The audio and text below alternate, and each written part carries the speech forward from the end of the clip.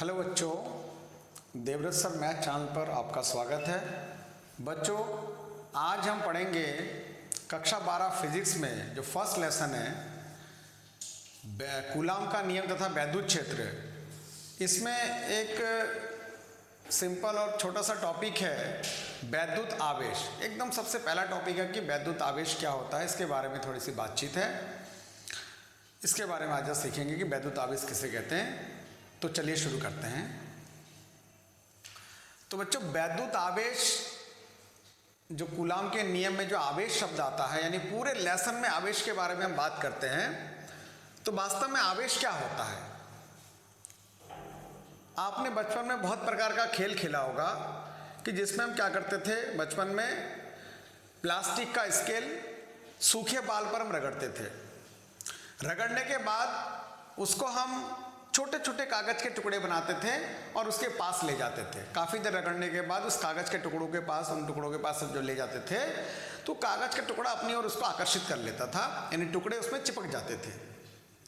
तो हम बचपन में ये सब करके बच्चों को दिखाते थे कि देखो जादू हो गया, ये चिपक जा रहा, चुंबक बन गया ये। उसमें तो पहचानते नहीं थे, चुंबक बन गया, खेल खेलते थे हम लोग। तो ये किसके कारण होता है? ये वैद्युत आवेश के कारण होता है। अर्थात जब हम किसी प्लास्टिक के कंघी को या स्केल को सूखे बाल पर रगड़ते हैं। एक दूसरा उदाहरण भी आप ले सकते हैं कि जब हम सूखे बाल, शैम्पू किया हमने बाल में, शैम्पू करने के बाद हमने बाल सुखा लिया, सुखाने के बाद हम कंघी करते हैं, बहुत देर तक कंघी कर रहे हैं हम। तो उसके बाद हम देखते हैं उस कंघी को दोबारा जब हम पुनः बाल के पास ले जाते हैं तो बाल को वो अपनी ओर आकर्षित कर लेता है, बाल को अपनी ओर खींचने लगता है वो। तो यहां से भी आप आवेश को समझ सकते हैं, यानी कंघी जो है वो आवेशित हो चुका है। अब वो छोटे छोटे कागज के टुकड़ों या सूखे बाल को अपनी ओर आकर्षित करने लगा है। तो बच्चों, वास्तव में आवेश जो होता है वो इलेक्ट्रॉन के कारण होता है। दुनिया में प्रत्येक वस्तु परमाणु से मिलकर बनता है और परमाणु के अंदर होता है इलेक्ट्रॉन, प्रोटॉन और न्यूट्रॉन। परमाणु के बाहर, भीतर नाभिक होता है, बाहर जो है इलेक्ट्रॉन अपनी अपनी कक्षाओं में चक्कर लगाते हैं। तो जब हम किसी दो वस्तु को रगड़ते हैं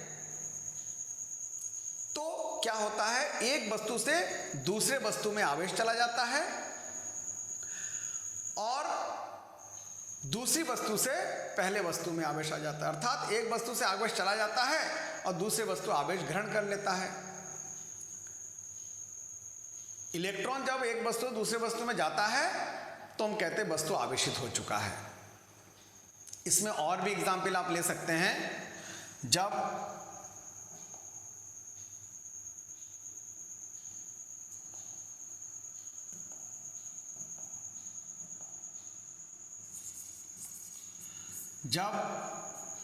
एवोनाइट की छड़, एवोनाइट की छड़ को रेशम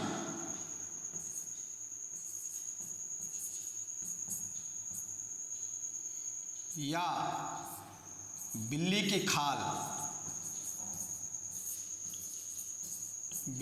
खाल पर रगड़ते हैं तो आवेश उत्पन्न होता है। आवेश उत्पन्न होता है। अर्थात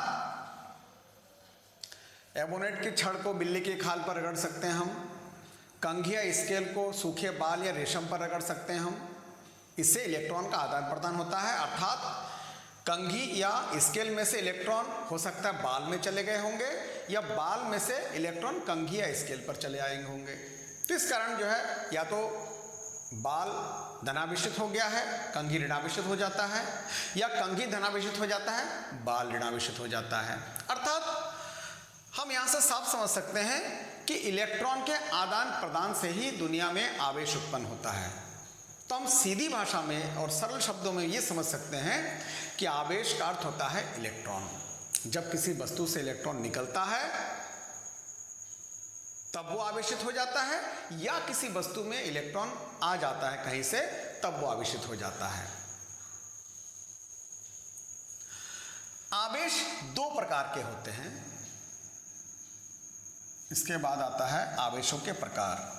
अर्थात हम ये कह सकते हैं कि किसी पदार्थ में आवेश का गुण इलेक्ट्रॉन के कारण होता है। अर्थात किसी पदार्थ में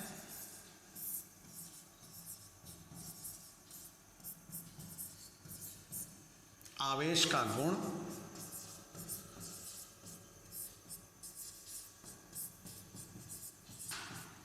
इलेक्ट्रॉन के कारण होता है।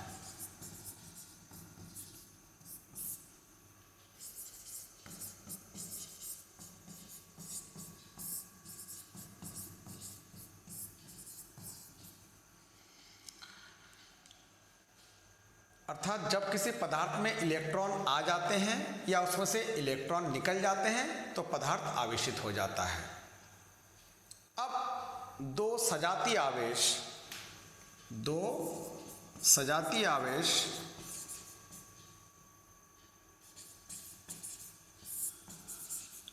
एक दूसरे को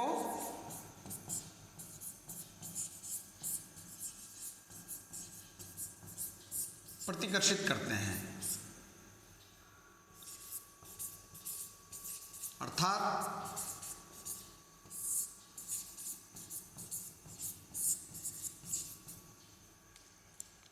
एवं दो विजातीय आवेश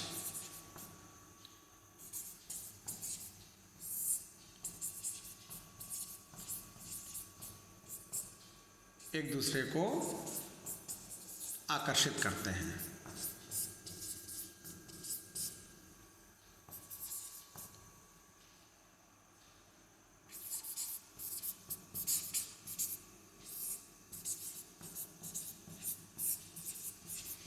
अर्थात तो यहां थोड़ा हम समझ लेते हैं कि सजातीय आवेश एवं विजातीय आवेश क्या होता है।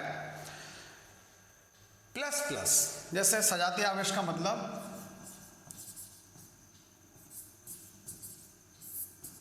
प्लस और प्लस, दो आवेश मान लीजिए, एक प्लस का है दूसरा भी प्लस का है तो वे सजातीय कहलाएंगे, या एक माइनस का है दूसरा भी माइनस का है तो भी सजातीय कहलाएंगे। अर्थात एक प्लस और प्लस का आवेश एक दूसरे को प्रतिकर्षित करेंगे और एक माइनस का और माइनस का आवेश वो भी एक दूसरे को प्रतिकर्षित करेंगे। परंतु विजातीय आवेश का अर्थ होता है एक प्लस और एक माइनस, एक प्लस आवेश और दूसरा जो है माइनस आवेश होगा,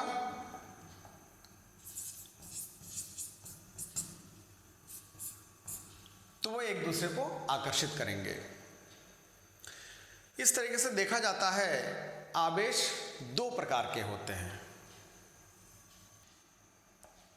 तो अगर हम आवेशों के प्रकार के बारे में बात करेंगे तो आवेश दो प्रकार के होते हैं।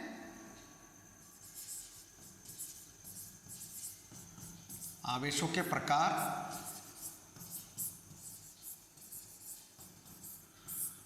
नंबर एक धनावेश और नंबर दो ऋणावेश।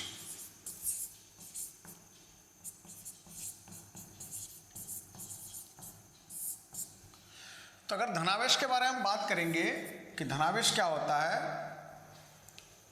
तो जब किसी वस्तु से इलेक्ट्रॉन निकल जाते हैं, अर्थात वस्तु में इलेक्ट्रॉन की कमी हो जाती है, तो इसमें आप नोट कर सकते हैं जब किसी वस्तु से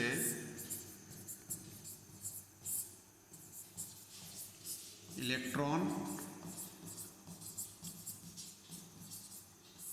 निकल जाते हैं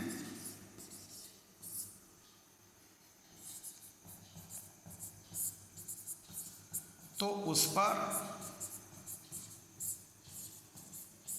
धनावेश उत्पन्न होता है।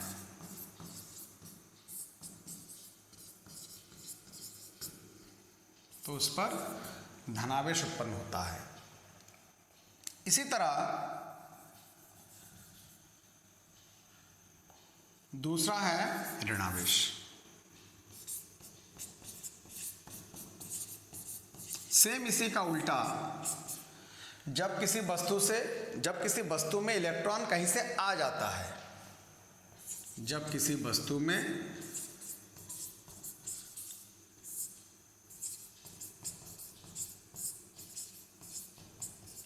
इलेक्ट्रॉन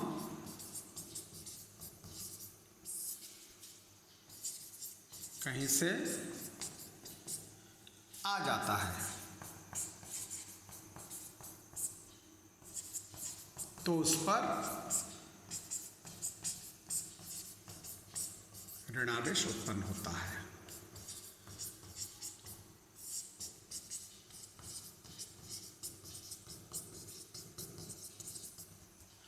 अर्थात हम ये कह सकते हैं ऋणावेश कैसे आ जाता है, अर्थात उस पर इलेक्ट्रॉन की अधिकता हो जाती है। धनावेश में वस्तु से इलेक्ट्रॉन निकल जाता है जिससे उसमें इलेक्ट्रॉन की कमी हो जाती है, और ऋणावेश में वस्तु पर इलेक्ट्रॉन आ जाता है तो उस पर इलेक्ट्रॉन की अधिकता हो जाती है। इस तरीके से आवेश को हम समझ सकते हैं। तो बच्चों, आज का क्लास एक छोटी सी टॉपिक आवेश पर हमने चर्चा किया। आज का क्लास यहीं पर समाप्त करते हैं।